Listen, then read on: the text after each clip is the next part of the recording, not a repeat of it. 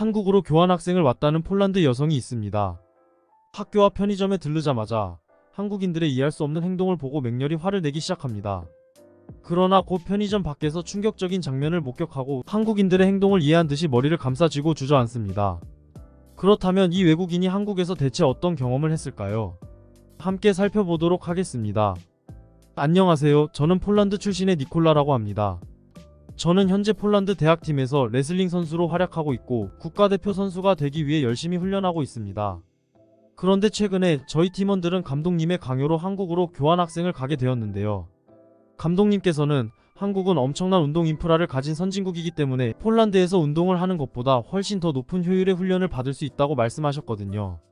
그러면서도 저희 모두가 운동선수로 성공할 수 있으면 좋겠지만 운동선수라면 다른 길을 걷게 될 상황에도 대비해놔야 한다며 해외로 나가서 더 넓은 세상을 경험하고 오라는 말씀을 건네셨습니다.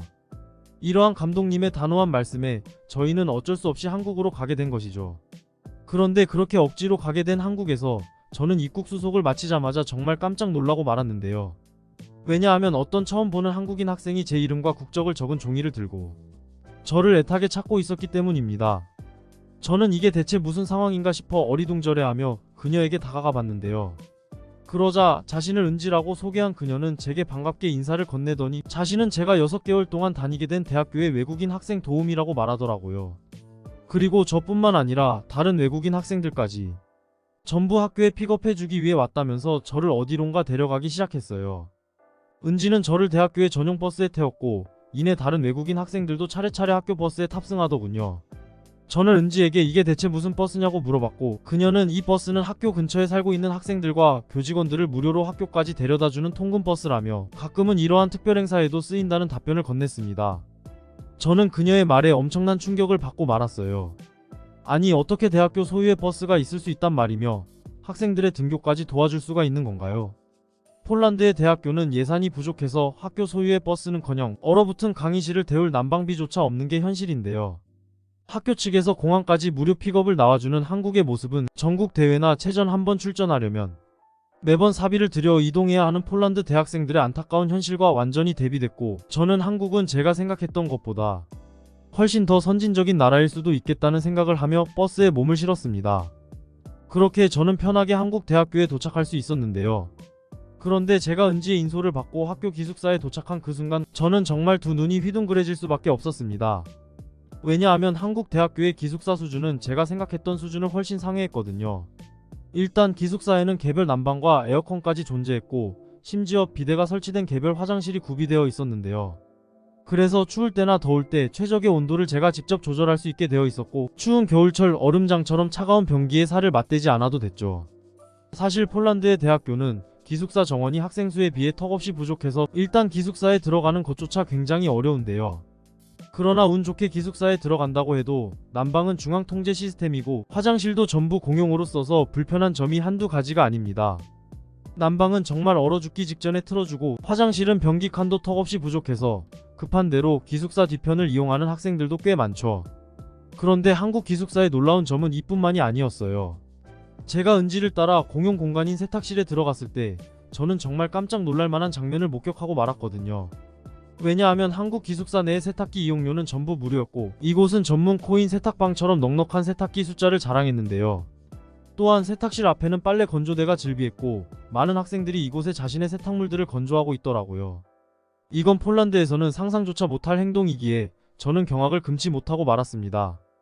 폴란드 기숙사 세탁실은 전부 유료로 운영되고 있는데 그마저도 세탁기 숫자가 한정되어 있어서 세탁기를 이용하려면 2주일 전에 미리 사전 예약을 해둬야 하는데요. 또한 빨래 건조실이 별도로 존재하긴 하지만 폴란드에서 이런 공용시설에 자신의 빨래를 건조했다간 3분 만에 전부 도난당하기 때문에 학생들은 자신의 세탁물들을 전부 좁디 좁은 기숙사방 안에서 말려야 합니다. 당연히 빨래는 잘 말리지 않아서 결국 물 냄새로 진동을 하게 되죠. 그러나 한국은 공용시설과 학생 개개인의 수준까지도 폴란드와는 차원이 달랐고 한국 학생들은 이러한 놀라운 시설물들을 바탕으로 항상 청결을 유지하고 있다는 점이 너무나도 부러웠습니다. 폴란드에서는 열악한 시설 때문에 졸업할 때까지 세탁을 한 번도 안 하는 학생들도 꽤 많거든요. 그렇게 저는 은지 덕분에 한국 기숙사 이곳저곳을 둘러볼 수 있었고 기숙사에서 조금 쉬기로 했습니다. 그런데 벼랑간 은지가 먼 길 오느라 몸이 찝찝하지 않냐며 괜찮으면 같이 샤워나 하러 가지 않겠냐고 말해오는 거 아니겠어요? 저는 그녀의 말에 당황할 수밖에 없었습니다. 오후 3시 정도밖에 안 된 시간이었는데 벌써 샤워를 했다간 온수가 나오지 않을 것이 뻔하기 때문이죠. 폴란드 기숙사에는 온수 시간이 정해져 있을 뿐만 아니라 그마저도 순식간에 동나서 빠른 샤워를 하지 않으면 찬물로 샤워를 해야 하는데요. 아마 오후 3시면 찬물만 나올 것이 분명했죠. 그러나 제 말을 들은 은지는 황당하다는 표정을 짓더니 한국인들은 여름에도 온수로 샤워를 한다며 한국에서 온수가 안 나오는 일은 절대로 없다는 말을 해오더라고요. 그녀의 말을 들은 저는 그녀가 그저 한국을 치켜 세우기 위해 허세를 부린다고 생각했고 그렇게 못 이기는 척 그녀를 따라 샤워실로 향했습니다. 그리고 저는 샤워실에 도착하자마자 화들짝 놀라고 말았죠. 샤워실에는 정말로 온수가 원 없이 나오고 있었을 뿐만 아니라 치약과 샴푸 등의 비품들까지 무료로 구비되어 있었거든요. 어떻게 대학교가 이 정도의 시설을 갖추고 있을 수 있단 말인가요?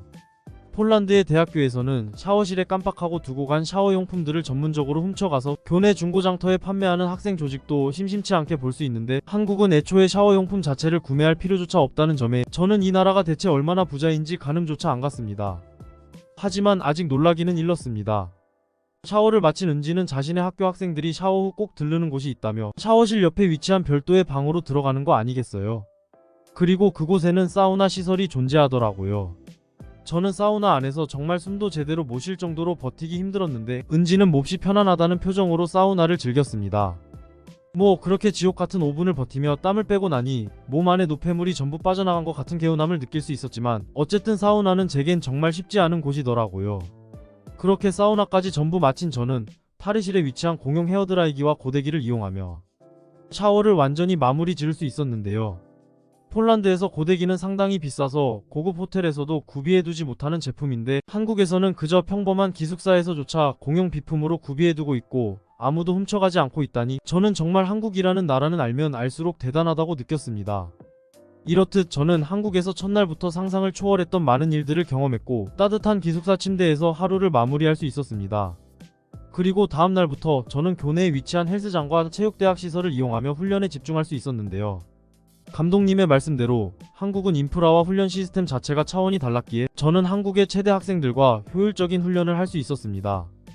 폴란드에 있었을 때는 헬스장과 훈련장으로 이동하려면 매번 차를 타고 1시간씩 이동해야 했는데 한국은 그저 학교에 모든 것이 존재하다니 이건 정말 믿기지가 않는 인프라였죠. 그러던 어느 날 은지가 근처 공원에 놀러 가자며 연락을 해오는 거 아니겠어요. 그곳은 걸어가기엔 거리가 조금 있었기 때문에 저는 당연히 대중교통을 이용하겠거니 싶었습니다. 한국의 대중교통은 세계에서 가장 우수하다고 해도 과언이 아닐 정도로 한국은 자가용 없이도 어디든 갈 수 있는 엄청난 국가거든요. 그런데 이런 제 예상이 무색하게도 은지는 버스 정류장을 그냥 지나쳐 버리더군요. 저는 무척이나 당황했고 은지에게 공원은 걸어가기엔 너무 멀다고 말했는데요. 그러자 은지는 무슨 뚱딴지 같은 소리를 하냐는 듯 쳐다보더니 그 거리를 어떻게 걸어가냐고 하더군요.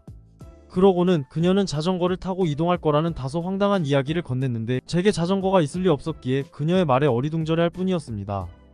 그런데 그녀는 어떤 수많은 자전거가 놓여있는 장소로 저를 데려가더니 도저히 믿기지 않는 이야기를 해오는 거 아니겠어요. 니콜라, 한국에서 이런 애매한 거리를 이동할 때는 따릉이라는 공용 자전거를 타고 이동하곤 해. 휴대폰 앱을 이용하면 따릉이 대여소가 어디에 위치해 있는지 알 수 있고 대여료도 굉장히 저렴하거든. 그리고 그녀는 이내 휴대폰 앱을 이용해서 1일권 보관소 위치를 확인하더니 저는 이러한 최첨단 시스템에 그저 얼떨떨한 채 자전거를 받아들 뿐이었는데요. 이건 정말 납득할 수가 없는 시스템이었거든요. 도대체 한국은 얼마나 부자 나라면 국가 차원에서 자전거 대여소를 만들고 수많은 공용 자전거를 구비해둘 수가 있단 말인가요? 폴란드에서는 이러한 자전거 인프라를 구비해 예산조차 없고 만약 대여소를 만든다고 해도 3일도 안 가서 모든 자전거가 그 자리에서 분해돼서 근처 고물상만 신나고 말 것입니다. 하지만 한국인들은 어떻게 이렇게 훔쳐가기 딱 좋은 환경에 있는 자전거조차도 수준 높은 시민의식을 통해 정직하게 이용할 수가 있는지 저는 한국인들에게 존경심마저 들더라고요. 그렇게 저는 어안이 벙벙한 채 한국에 잘 포장되어 있는 자전거 도로를 이용하여 공원으로 향했고 은지는 이곳 근처에서 자취하는 학교 학생들은 전부 따릉이를 이용해서 편하게 등교한다는 말까지 건네오더라고요. 이 말은 그간의 제 폴란드 생활을 전부 부정할 정도로 충격적이었는데요. 사실 폴란드에서는 따릉이는커녕 대중교통, 인프라마저 몹시 열악해서 차가 없으면 대학교조차 다니기 힘들거든요. 대중교통 배차 간격은 아무리 빨라도 1시간이고 버스 기사들은 이 시간마저 지키지 않습니다.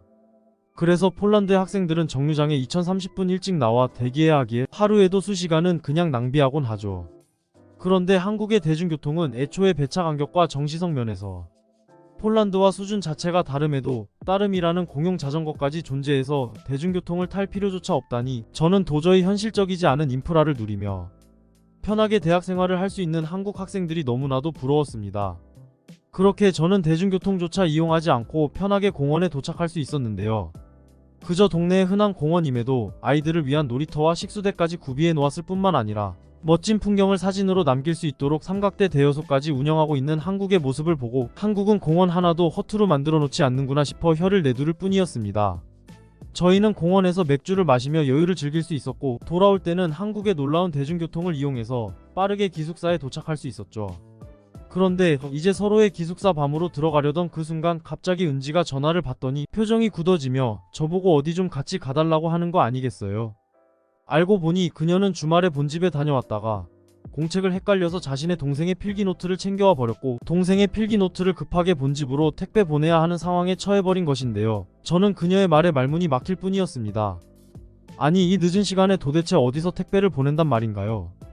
폴란드에서는 택배 한번 보내려면 도심에 위치한 몇 없는 우체국으로 직접 찾아가야 하기 때문에 거의 택배비보다 기름값이 더 드는 수준이며 주요 도시가 아닌 곳에서는 우체국 자체가 없어서 이곳 주민들은 택배 자체를 보낼 수가 없습니다. 그래서 폴란드에는 마을 택배를 전부 모아서 한꺼번에 보내주는 전문 직업이 존재하고 이런 번거로운 과정을 거치면 수수료 때문에 엄청난 비용을 지불해야 합니다. 물론 배송이 완료되는 데까지는 최소 한 달은 걸리고 말이에요. 그래서 저는 은지가 공원에서 술을 먹더니 많이 취해서 제정신이 아닌 건가 싶어 걱정스러운 눈빛으로 쳐다봤습니다. 하지만 은지는 너무나도 멀쩡한 걸음걸이로 편의점으로 향하는 거 아니겠어요? 저는 그녀의 알 수 없는 행동에 의아한 채 따라 들어갔고 그녀는 이내 정체불명의 기계를 조작하더니 결제를 한 뒤 택배 보내는 작업을 전부 마쳤으니 이제 기숙사로 돌아가자는 도저히 이해할 수 없는 말을 건네오더라고요. 저는 이런 황당한 상황에 지금 택배를 보내러 온 건데 왜 편의점에 물건을 놓고 돈까지 지불하는 것이냐며 화를 내버렸습니다. 그러자 그녀는 저를 이상하다는 듯 쳐다보더니 이내 자신이 조작한 기계는 바로 택배 기계고 한국은 편의점에서 택배 기계로 무게를 재고 송장을 뽑으면 저절로 배송이 된다는 터무니없는 말을 하더군요. 제가 그녀의 말을 못 믿는 눈치를 보이자 그녀는 편의점 한편에 놓여있는 수많은 박스들을 가리키더니 저건 전부 택배 기사님을 기다리는 택배라고 말했는데요. 한국에서는 집 앞 편의점에서도 간편하게 택배를 보낼 수 있고 늦어도 3일 안에는 배송된다며 도대체 폴란드에서는 어떻게 택배를 보내길래 이걸 못 믿냐며 어이없어 하더라고요. 저는 그녀의 말에 그간 폴란드에서의 삶의 회의감마저 들 정도로 충격을 받고 말았습니다. 도대체 어떻게 한국은 편의점에서 마저 택배를 보낼 수 있고 그것도 3일 만에 배송이 완료되는 놀라운 인프라를 구축해둘 수가 있단 말인가요? 그리고 한국인들은 이 수많은 택배 박스를 훔치지 않고 있다는 점도 도저히 믿기지가 않았습니다. 그래서 저는 두 눈이 휘둥그레지며 폴란드였다면 저 택배들은 쥐도 새도 모르게 사라졌을 거라며 어떻게 한국인들은 양심을 지킬 수 있는 거냐며 감탄하고 말았습니다. 그러자 은지는 기가 찬다는 표정으로 편의점 앞을 가리키며 한국인들은 가게 밖에 위치한 야외 가판대의 물건조차 안 훔쳐가는데 구태여 가게 내부의 물건을 훔치겠냐는 말을 건넸는데요. 혹여라도 누군가 물건을 훔치더라도 편의점 내부만 해도 여러 대의 CCTV가 작동되고 있으니 얼마 안 가 잡히고 말 거라고 덧붙이더라고요. 저는 그녀의 말을 듣고 알 수 없는 부끄러운 감정이 들었는데요. 폴란드에서는 도둑들이 CCTV를 겁내기는커녕 CCTV 자체를 털어가서 작물시장에 넘겨버리는 경우가 많거든요. 그래서 바르샤바 작물시장에 가면 중고 CCTV 매물이 상당히 많죠. 그러나 한국인들은 언제 어디서나 양심을 지키며 아름다운 모습을 보여주다니 저는 폴란드가 한국이 될 수 없는 이유는 압도적인 경제력 차이도 있지만 시민의식 수준이 차원이 다르기 때문이라고 느꼈습니다. 폴란드였다면 야외 가판대의 물건뿐만 아니라 택배들 그리고 편의점 내의 전자레인지까지 전부 훔쳐가 버렸을 것이 뻔하거든요. 저는 이렇게 압도적인 한국의 모습에 감탄을 할 수밖에 없었고 이런 게 바로 선진국이구나 싶은 생각에 하루하루를 감사하며 한국 생활을 이어나가고 있습니다. 여러분들의 구독과 좋아요, 알림 설정은 영상 제작에 큰 힘이 됩니다. 듣기 주셔서 감사합니다. 오늘의 영상은 이게 전부입니다. 모두가 건강하길 바랍니다.